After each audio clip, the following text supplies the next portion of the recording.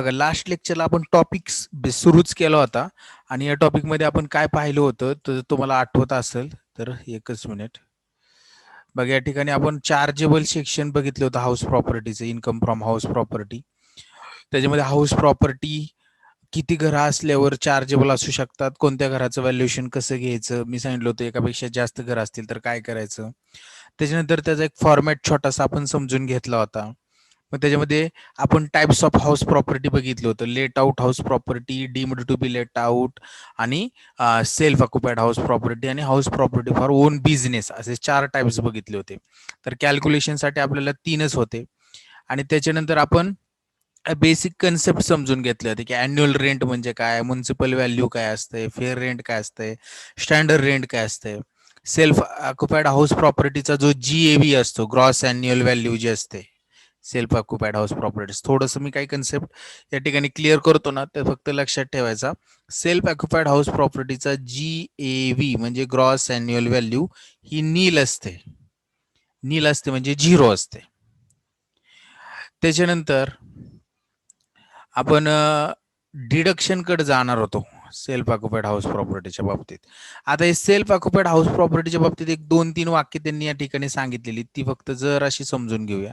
बघा, त्यांनी काय सांगितले, in the following situation self occupied house property of gross annual value is taken nil. म्हणजे नील का घ्यायचं annual value gross self occupied house प्रॉपर्टीचं, when assessee has occupied more than one property for resident and then 2 property per as per his choice is treated as a self occupied.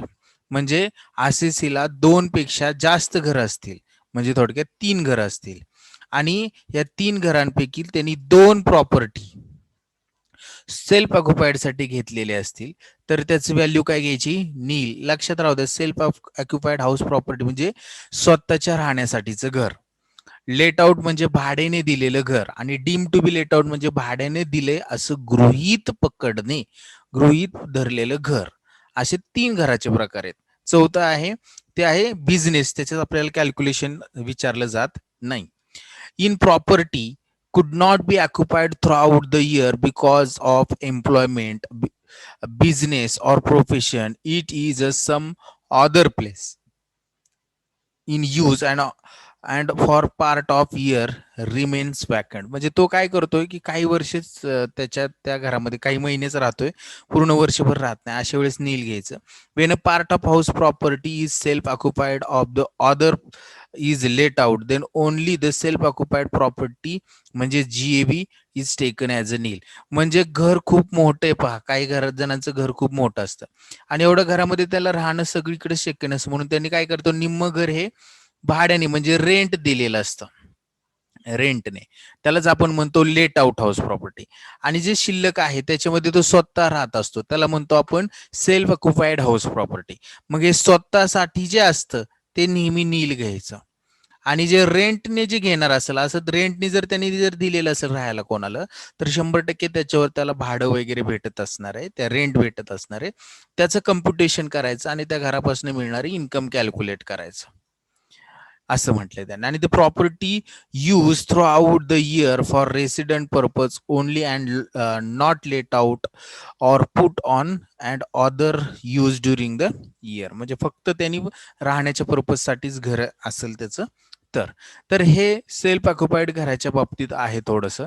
आता याच्यामध्ये self ऑक्युप म्हणजे घर ज्यावेळेस, आता आपण house प्रॉपर्टीचं income ज्यावेळेस आपण कॅल्क्युलेट करू त्यावेळेस आपल्याला काय करायचंय, डिडक्शन घ्यायचे. आणि हे डिडक्शन सॅलरीसाठी किती डिडक्शन होते सांगा बरं. अंडर सेक्शन कोणतं होतं सॅलरीचं डिडक्शनचं? 16. अंडर सेक्शन काय होतं, 16 होतं सॅलरीसाठी. तर हाऊस प्रॉपर्टीसाठी डिडक्शन अंडर सेक्शन 24 आहेत, 24 आहेत. किती? 24. The following deduction are permissible under this section for the adjusted annual value, that is after the deduction municipal taxes and concession if any. Deduction हे नेहमी NAV means net annual value. हे काय असतं, हा format मी ज्यावेळेस तुम्हाला समजून सांगेल, अजून आता फॉर्मॅट पर्यंत आपण पोहोचलेलो नाही, पण मी याच्या अगोदर ह्या कन्सेप्ट तुम्हाला सांगितलेल्या आहेत, तर त्यावेळेस ते नक्की आपण पाहणार आहोत. तर चला पहा, या ठिकाणी स्टँडर्ड डिडक्शन.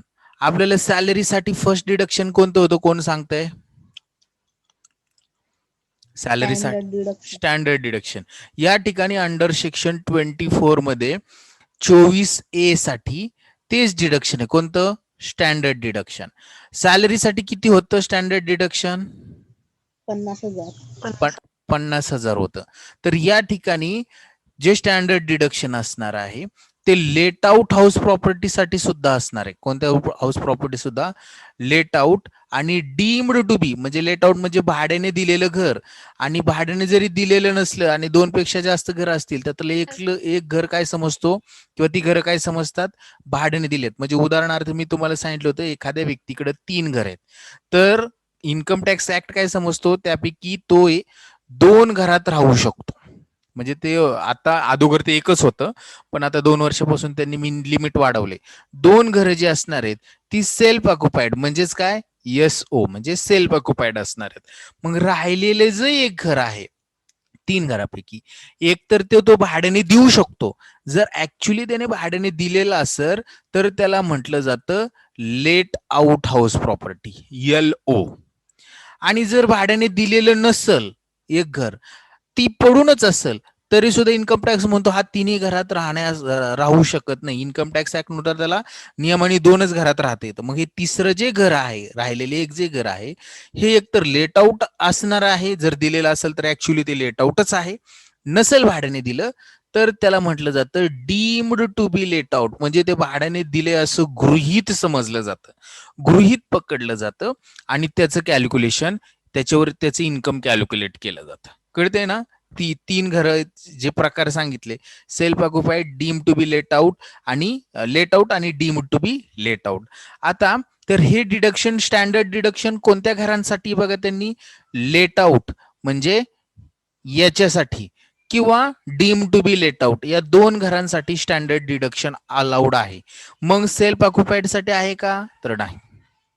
म्हणूनच त्यांनी म्हटले for repairs and collection charges. आता हे स्टँडर्ड डिडक्शन कशासाठी असतं, तर तुम्हाला घरापासून एखादं हाऊस जर भाड्याने दिलेलं असेल, घर जर भाड्याने दिलेलं असेल, तर त्याच्यावर तुम्हाला 10,000 रुपये महिन्याला भाडं भेटलं असं गृहीत धरू, आणि त्या 10,000 गुणिले 12 केले तर 1,20,000 रुपये तुमचं इन्कम फ्रॉम हाऊस प्रॉपर्टी.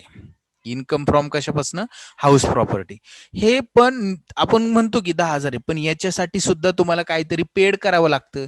हे घरच रिपेअर्स करायचं असेल, बघा काही मोठे फ्लॅट्स असतात त्या ठिकाणी फ्लॅट्स, ते ओनरशिपचे जे प्रीमायसेस असतो, तो क्लिनिंग करण्यासाठी दर महिन्याला पैसे द्यावे लागतात. लिफ्ट असते, लिफ्टचा मेंटेनन्स असतो. त्याच्यानंतर सोसायटीमध्ये वॉचमॅन असू शकतो, त्या वॉचमॅनला तुम्हाला पगार द्यायचा असेल तर प्रत्येक फ्लॅट धारकाकडून काहीतरी कॉन्ट्रीब्युशन दिलं जातं. म्हणजेच काय, 1,00,000 जरी 20,000 भाडं जरी भेटत असलं तरी त्या घराचं काहीतरी रिपेअर्स वगैरे करावंच लागत असेल ना. खराब झालं काहीतरी, किंवा एखादी भिंत गळत असेल तर ती रिपेअर्स करावी लागतील. ह्या सगळ्या रिपेअर्सचा जो खर्च आहे, म्हणजे कोणते रिपेअर्स असू शकतात, कसलाही खर्च असू शकतो घराच्या रिपेअर्सच्या संदर्भातला. मग तो लाइटिंग असू शकतो, हिटिंग असू शकतो, काही असू शकतो. मग हा खर्च प्रत्येक वेळेसच ह्या इन्कम मधनं वजा करण्याच्या ऐवजी इन्कम टॅक्स काय म्हटला, तुमचं जे इन्कम आहे 1,20,000 रुपये, याच्या 30% अमाऊंट डायरेक्ट ह्या रिपेअर्स अँड कलेक्शन साठी जे चार्जेस असतील तुमचे, त्याच्यासाठी कट करून घ्या. राऊंड फिगर किती? 30%. मग तुम्ही तिथं 10% का खर्च असा ना तुमचा, पण तुम्हाला कंपल्सरी 30% काय भेटणार आहे? डिडक्शन भेटणार आहे. कळलं का स्टँडर्ड डिडक्शन म्हणजे काय? की रिपेअर्स आणि कलेक्शनसाठी जो खर्च केला जातो घराच्या, तर त्यासाठी त्याच्या बदल्यात इन्कम टॅक्स हे डिडक्शन देतो. आत्ताच मी तुम्हाला सांगितले की 10,000 रुपये भाड्याने घर होतं, 1,20,000 रुपये 12 महिन्याचे भेटले. याच्यावर जर 30% काढले तर 36,000 रुपये स्टँडर्ड डिडक्शन काय होईल? वजा होईल. आणि जे तुमचं राहिलेलं असेल ते काय असणार आहे? तुमचं income from pure house property असणार आहे. पण पण एक गोष्ट लक्षात ठेवा, आता हे स्टँडर्ड डिडक्शन वजा करायचं. जसं सॅलरीच्या बाबतीत तुम्ही मला म्हटले की सर हे 50% 50,000 रुपये आहे, तर हाऊस प्रॉपर्टीच्या बाबतीत ती अमाऊंट किती असणार आहे स्टँडर्ड डिडक्शनची?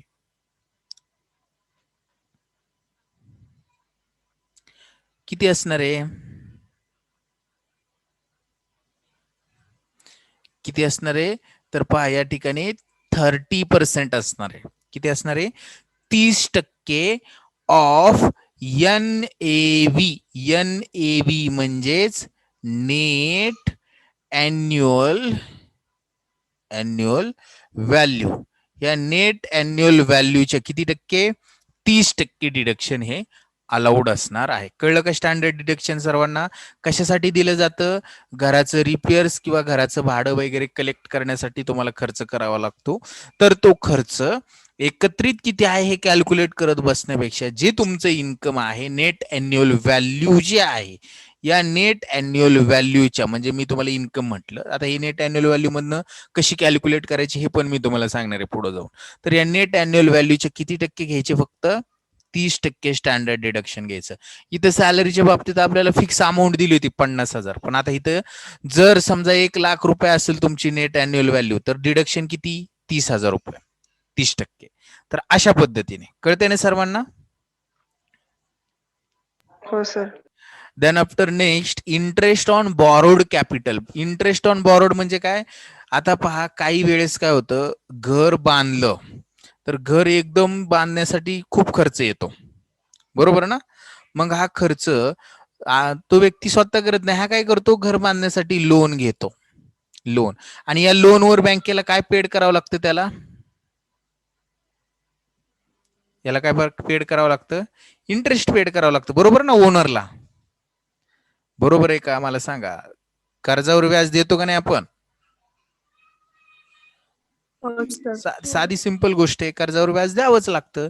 मग या घर बांधणीसाठी जे तुम्ही कर्ज घेतलेलं असणार आहे, त्या कर्जावर जे तुम्ही व्याज देणार आहात, ते व्याज देखील तुमच्या इन्कम मधनं, म्हणजेच कोणत्या? नेट अॅन्युअल व्हॅल्यू मधनं वजा करावं लागतं. आणि म्हणून ते दुसरं डिडक्शन आहे, नंबर 2चं deduction. Deduction first standard deduction, deduction second interest on borrowed capital किंवा बॉरोड लोन, असा देखील शब्द असतो. अंडर सेक्शन 24B आणि अंडर सेक्शन 24A दोन्ही लक्षात राहू द्या.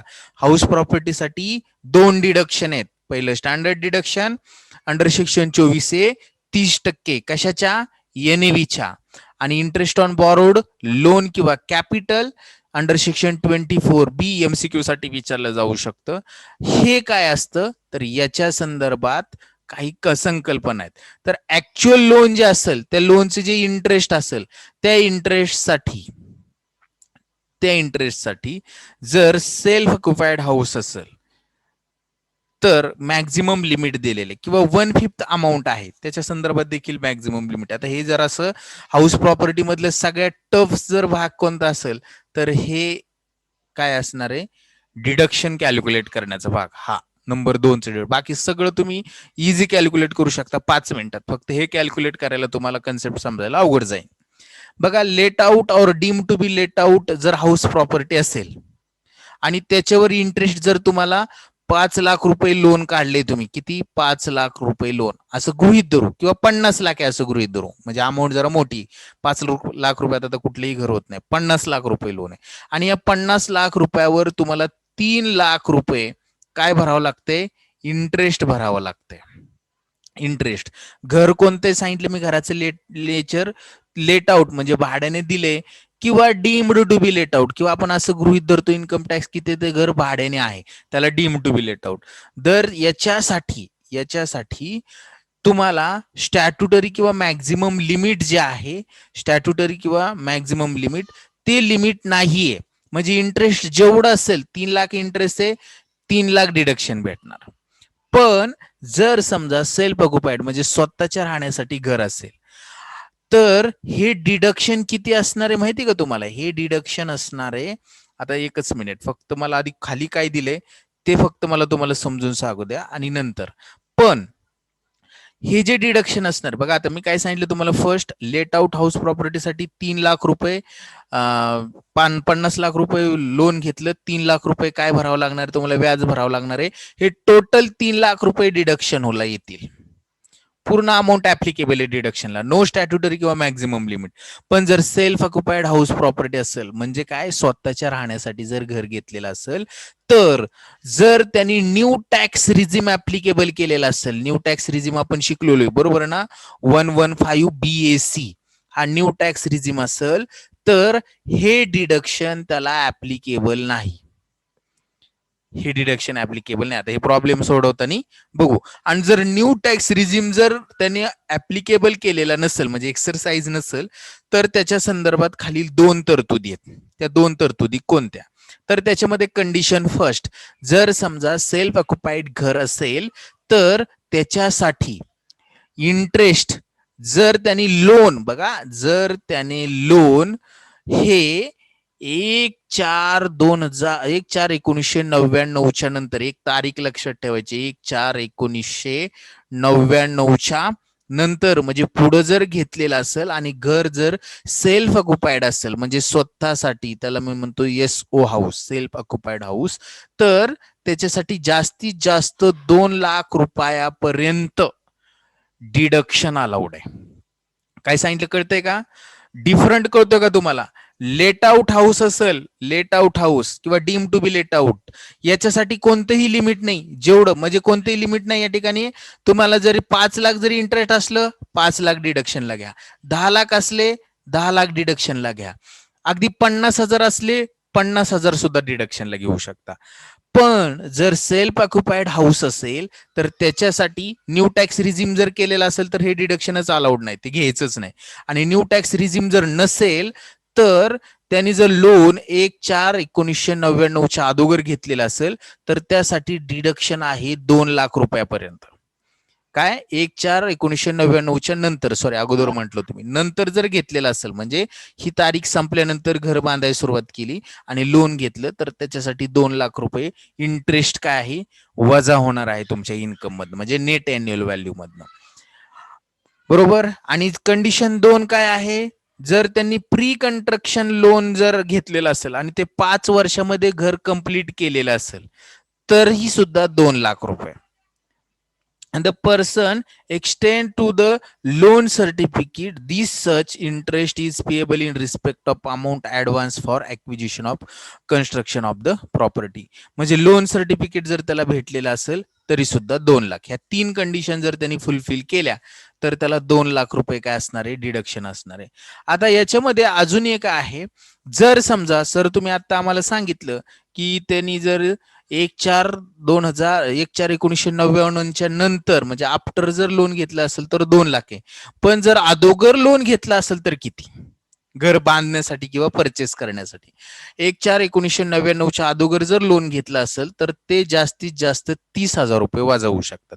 तेच त्यांनी सांगितले, मॅक्झिमम ₹30,000 और actual amount of interest which ever is lower, म्हणजे 30,000 किंवा त्याच्यापेक्षा जास्त अमाऊंट, कमी असू शकते ना अमाऊंट, तर ती त्या 2 पैकी जी कमी असेल, if the above 3 condition is not fulfilled, तर काय असणार आहे, हे 30,000 रुपये तुम्हाला लोन असणार आहे. म्हणजे काय, 1/4/1999 अगोदर जर तुम्ही घर बांधण्यासाठी कर्ज घेतलेलं असेल, तर त्या कर्जावर जास्तीत जास्त 30,000 पर्यंत तुम्हाला डिडक्शन देता येतं.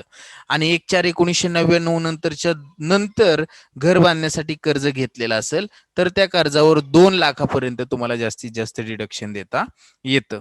पण प्री कन्स्ट्रक्शन लोन म्हणजे काय, घर अजून कन्स्ट्रक्ट झालेलंच नाही, बांधून झालेलंच नाही, पण लोन तर घरासाठी घेतले आणि घर कन्स्ट्रक्शन पोझिशन मध्ये, तर त्याला आपण प्री कन्स्ट्रक्शन लोन असं म्हणतो. तर interest on for pre construction loan, जर प्री कन्स्ट्रक्शन लोन जर असेल आणि त्याच्यावर जर आपल्याला उदाहरणार्थ साधी सिंपल गोष्ट सांगतो, 2 लाख रुपये व्याज आले, तर या 2 लाख रुपये डिडक्शनला घ्यायचे नाहीत. तर ह्या 2 लाखाच्या 1/5 अमाऊंट, 1/5 म्हणजेच त्याला ऑब्लिक करून मी लिहितो 20% अमाऊंट ही डिडक्शन मध्ये घ्यायची. आणि अशी 20% अमाऊंट ही 5 इक्वल इन्स्टॉलमेंट मध्ये डिवाइड करायची, म्हणजे 5 वर्षामध्ये डिवाइड करायची आहे. म्हणून त्यांनी म्हटले बघा, interest on loan for pre construction period is allowed for deduction 5 equal installment that is 1/5 और 20% commencing from the previous year, म्हणजे मागच्या वर्षापासून जे 5 वर्ष असतील ते जे लोनचे असणार आहेत ते. आता हे जर मी तुम्हाला आत्ताच जर सगळं व्यवस्थित जर समजावून सांगायचं म्हणलं तर ह्याची भाषा तुमच्या डोक्यात येणार नाही आणि तुम्हाला समजणार सुद्धा नाही. त्यामुळे फक्त एवढंच लक्षात ठेवा, प्री कंस्ट्रक्शन लोन 1/5 अमाऊंट काय असणार आहे, डिडक्टेबल असणार आहे. 5 इन्स्टॉलमेंट मध्ये ती कॅल्क्युलेट करायची, म्हणजे 2 लाखाचं लोन जर आपल्याला 5 इन्स्टॉलमेंट मध्ये कॅल्क्युलेट करायचं म्हटलं तर 40,000ची एक इन्स्टॉलमेंट येते इंटरेस्टची, तर 40,000 रुपये डिडक्टेबल असतील आपल्या ऍक्च्युअल ज्या वर्षी आपण इन्कम कॅल्क्युलेट करणार आहे त्या वर्षासाठी. तर अशा पद्धतीने हे काय आहे, डिडक्शन आहेत. 2 डिडक्शन आहेत. कोणते 2 डिडक्शन कोण सांगू शकतंय? पहिलं डिडक्शन स्टँडर्ड डिडक्शन धनश्री, बरोबर ना? हो सर. आणि दुसरं डिडक्शन आहे इंटरेस्ट ऑन बॉरोड कॅपिटल किंवा इंटरेस्ट ऑन लोन. लोन जर समजा 1/4/1999च्या अगोदर घेतलेला असेल घर बांधणीसाठी किंवा कन्स्ट्रक्शन करण्यासाठी म्हणजे परचेससाठी, तर 30,000 रुपये, आणि 1/4/1999च्या नंतर म्हणजे पुढे जर घेतलं असेल तर 2 लाख रुपये. हे कोणत्या घरासाठी? सेल्फ ऑक्युपाईड घरासाठी. मग let out, deem to be let out घरासाठी हे लिमिट नाही, हे ऍप्लिकेबल नाही. ते जेवढं असेल तेवढं काय असणार आहे, डिडक्टेबल असणार आहे. आणि प्री कंस्ट्रक्शन साठी 1/5 अमाऊंट काय करायची, कॅल्क्युलेट करायची 5 इक्वल इन्स्टॉलमेंट मध्ये इंटरेस्टची. तर अशा पद्धतीने हे डिडक्शन असणार आहेत. आता मला तुम्हाला फॉर्मॅट कडे घेऊन जायचंय. सर्वांनी जर ड्रॉ केला माझ्यासोबत, अशा पद्धतीने ड्रॉ करायचा आहे फॉर्मॅट, तर तो फॉर्मॅट फक्त ड्रॉ करा म्हणजे तुमच्या लक्षात येईल की नेमकं काय करायचं. बघा काय केले मी, computation of income from salary for the assessment year 2021-22 या ठिकाणी आपण मिस्टर जो XYZ असेल तो मिस्टर XYZ ते लिहिणार. आणि जर तुमचं झालेलं असेल तर आपण हे कॅल्क्युलेशन करायला सुरुवात करूया. म्हणजे मी तुम्हाला सांगायला सुरुवात करतो, तुम्ही ड्रॉ करून घ्या. एक 3 कॉलम तयार करा. 3 कॉलमला मी नाव काय देतोय ते लक्षात घ्या. बघा पहिलं जे घर आहे ते आपण जे असेल ते, उदाहरणार्थ आपण हे घेऊया self occupied, SO self occupied. दुसरं deemed to be let out, आणि तिसरं लेट आउट असं लिहिले मी. आता हे शॉर्ट फॉर्म लिहिल्यात, तुम्ही लॉंग फॉर्म लिहिले तरी चालेल. Self occupied, deem to be let out आणि लेट आउट. ड्रॉ झाल्यावर मला सांगा.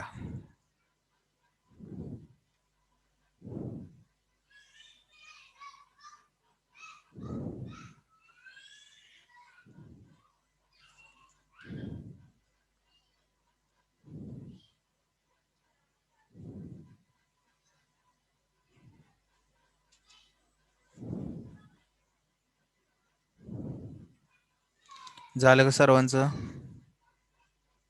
हो सर. करायचं का सुरू? करायचं का सुरू? बोला. आवाज येतोय हो सर्वांना? ओके चला पहा. आता हा फॉर्मॅट कोणत्याही पुस्तकात वगैरे दिलेला नाही, पण मी माझ्या ह्याच्या पद्धतीने तो तयार केलेला आहे आणि तो सगळ्या घरांना ऍप्लिकेबल होतो. म्हणून त्या जसं आपण रेंट फ्री अकोमोडेशनच्या बाबतीत केलं होतं तसं. तर फर्स्ट असणार आहे म्युनिसिपल व्हॅल्युएशन, जे लास्ट लेक्चरला होते ते सांगा. हे म्युनिसिपल व्हॅल्युएशन म्हणजे काय असतं?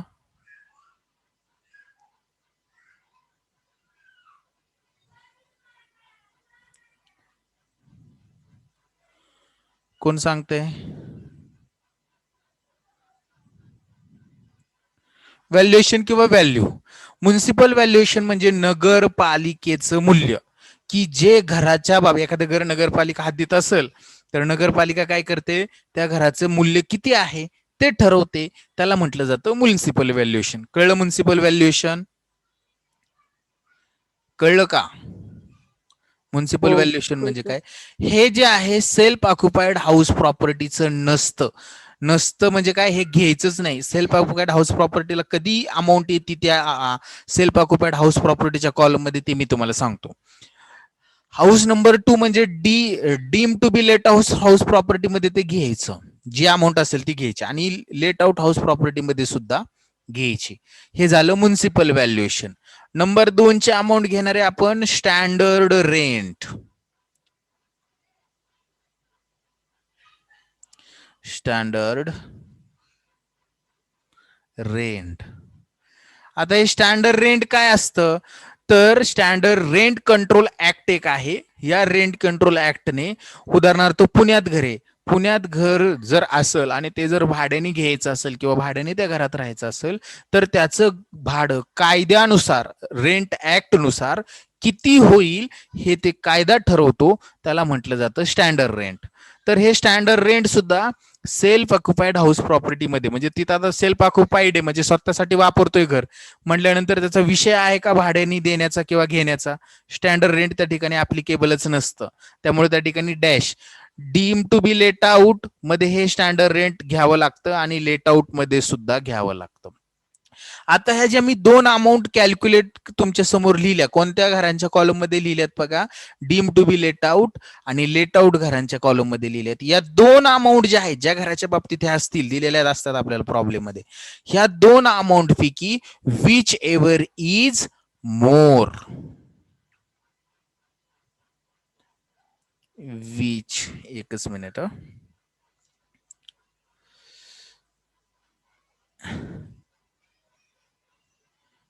विच एव्हर इज हायर किंवा मोर म्हणू, त्याला मोरच म्हणू, मोर.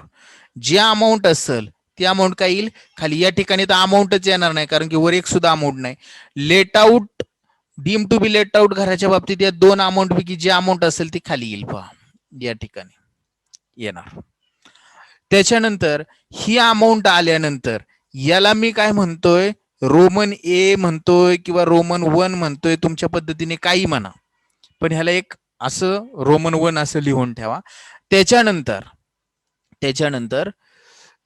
एकच मिनिट, थोडस माझ्याकडून काय झालेलं आहे सांगताना एक कन्फ्युजन झाले. स्टँडर्ड रेंट नाही या ठिकाणी, या ठिकाणी फेअर रेंट घ्या. फेअर रेंट मी थोडस चुकीचं सांगितलं. Fair rent. हा, फेअर रेंट म्हणजे काय? गृहीत भाडं, की त्या घराचं भाडं किती असू शकतं हे गृहीत धरायचं. म्हणजे ऍक्च्युली तेवढं नसतं, पण हे आपण मानतो की बाबा मला या ठिकाणी ह्या एरियात राहायचं तर अंदाजे किती भाडं असेल, एवढं भाडं असेल. हे काय गृहीत धरलेलं भाडं आहे, त्याला फेअर रेंट म्हणतो. तर म्युन्सिपल व्हॅल्यू आणि फेअर रेंट या 2 अमाऊंट पैकी जी अमाऊंट असेल ती खाली येईल आणि ह्या खाली आलेली अमाऊंटला आपण काय दिलाय? नंबर 1 दिलाय, रोमन नंबर 1. आणि याच्यातून परत या ठिकाणी मी लिहितो स्टँडर्ड रेंट. आता स्टँडर्ड रेंट आहे, स्टँडर्ड रेंट. हे स्टँडर्ड रेंट सेल्फ ऑक्युपाईड घराच्या बाबतीत नसतं. मग कोणते असतं? Let out, deem to be let out आणि लेट आउट या घराच्या बाबतीत असतं. आता ह्याला काय म्हणतोय मी पहा, एकच मिनिट, याला काय म्हणतोय? रोमन 2 म्हणतोय या ठिकाणी. याला काय म्हणतोय? रोमन 2. हा, आणि या 2 अमाऊंट पैकी आता ज्या कोणत्या 2? विच एव्हर इज मोर आणि स्टँडर्ड रेंट. या ज्या 2 अमाऊंट आहेत या ठिकाणी आलेलं बघा, या 2 अमाऊंट पैकी विच एव्हर इज लेस खाली घ्यायचे. विच एव्हर इज लोअर म्हणूया किंवा लेस म्हणूया. एकच मिनिट,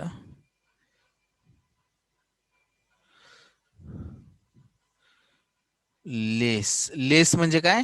कमी असणारी. विच एव्हर इज लोअर किंवा लेस. इथं तर काहीच येणार नाही, या ठिकाणी फक्त अमाऊंट येईल, या ठिकाणी अमाऊंट येईल. आता ही विच एव्हर इज लेस आलेली आहे, यालाच म्हटलं जातं ER. ER म्हणजे काय? Expected rent. वाटलं तर कुठतरी लिहून ठेवा, या ठिकाणी लिहितो मी. Expected rent. ER मीन्स काय? Expected rent. ही जी अमाऊंट आलेली आहे त्याला काय म्हणणार आपण? ER असं म्हणणार. कळलं का सर्वांना ER म्हणजे काय? Expected rent whichever is less. आता या एक्सपेक्टेड रेंट मधनं अॅन्युअल रेंट किंवा रेंट रिसिव्ड, आता पहा इथनं पुढे एक वेगळा भाग सुरू होतोय. एक्सपेक्टेड रेंट फक्त एवढं लक्षात राहू द्या. याच्यानंतर मी लिहितोय अॅन्युअल रेंट. अॅन्युअल रेंट किंवा त्याला ऑब्लिक करून म्हणतोय rent received. Rent received. Received हे सेल्फ ऑक्युपाईडच्या बाबतीत नसतंच. कोणाच्या बाबतीत असतं? एकच minute.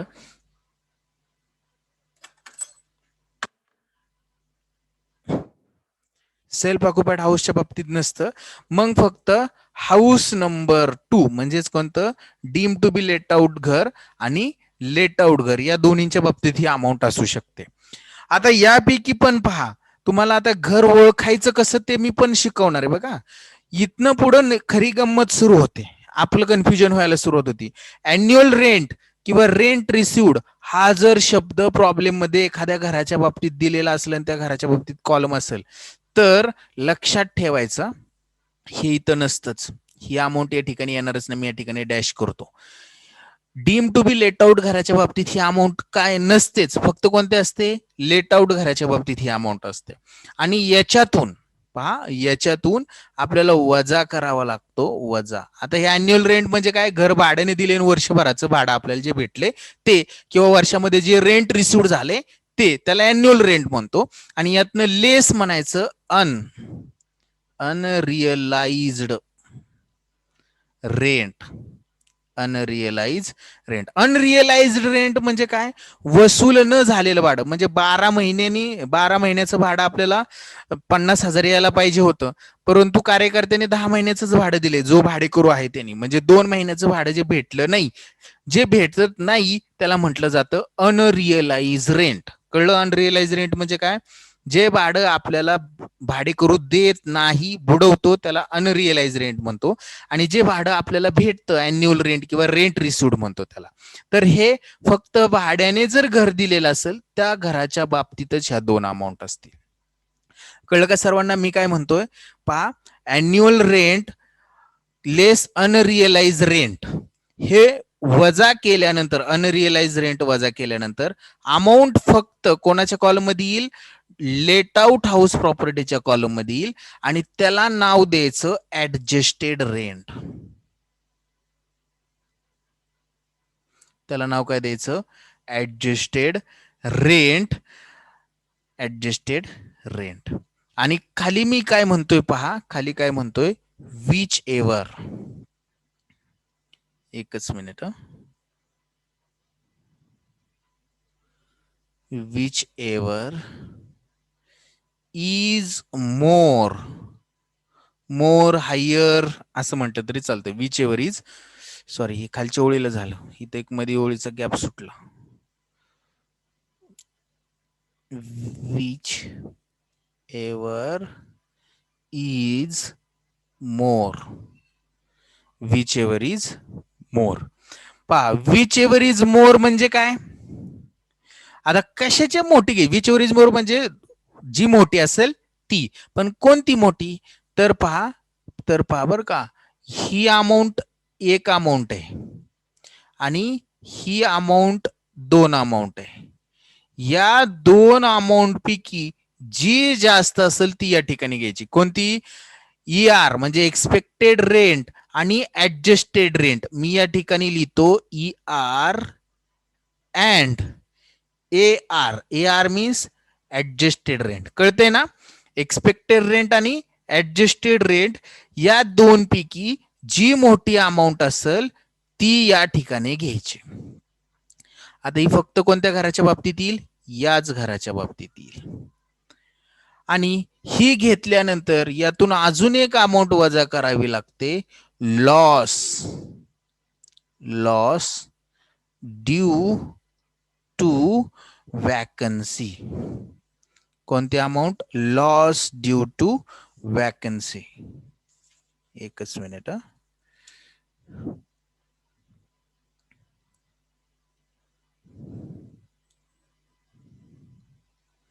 Loss due to vacancy. Loss due to vacancy म्हणजे काय? की घर मोकळच होतं, भाड्याने दिलं नाही, 12 महिन्यापैकी 3 महिने घर मोकळं होतं. वॅकंट म्हणजे काय? मोकळं असणे.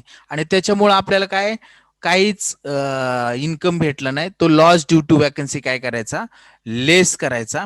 आणि जे अमाऊंट लेस करून खाली येईल, आता या ठिकाणी बघा, या ठिकाणी तर अमाऊंट नाहीच पहिल्या घराच्या बाबतीत.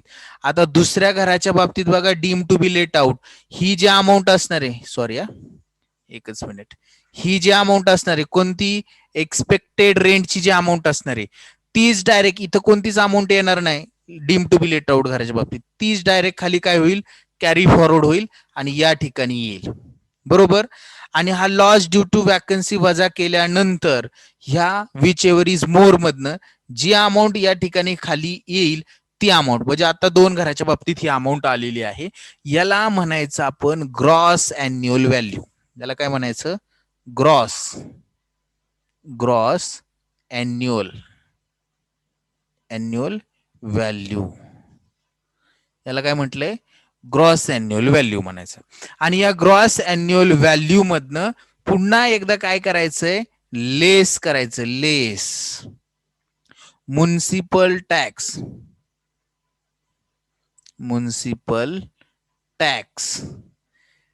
Paid by owner. ओनर म्हणजे कोण? घराचा मालक. या घराच्या बाबतीत ते येणार ना, या 2 घराच्या बाबतीत हा म्युनिसिपल टॅक्स येईल. Municipal tax paid by owner. आणि हा municipal tax paid by owner वजा केल्यानंतर जी अमाऊंट तुम्हाला भेटणार आहे त्याला म्हणणार आपण ग्रॉसच म्हणतोय, net annual value. Net annual value कंसात त्याला म्हणतो NAV, जे मी तुम्हाला अगोदर सांगत होतो. आणि हा आहे GAV, म्हणजेच काय? Gross annual value. GAV NAV. आणि नेट अॅन्युअल व्हॅल्यू आल्यानंतर आपले डिडक्शन सुरू होतात. लेस डिडक्शन. कोणतं सेक्शन आहे धनश्री? 24. त्याच्यामध्ये फर्स्ट डिडक्शन काय? Standard deduction.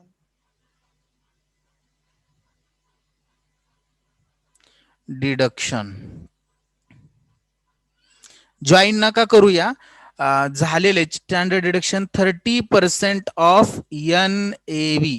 नाही ते जॉईन करा. 1-2 मिनिटासाठी काही करण्यात काय अर्थ नाही. 1 मिनिट राहिलाय शेवटचा, मीटिंग कॅन्सल होईल. 1-2 मिनिटासाठी फक्त जॉईन करा, होऊन जाईल. मी व्यवस्थित लिहितो तोपर्यंत. हे जरा माझ्याकडून घाईत गडबडीत समजून सांगण्याच्या नादामध्ये मी खूप फास्ट लिहिलेलं आहे, तर व्यवस्थित लिहूया. अमाऊंट सुद्धा लिहायच्या राहिल्यात. जॉईन करा. बघा, म्युनिसिपल टॅक्स वजा केल्यानंतर तुमची नेट अॅन्युअल व्हॅल्यू येणार आहे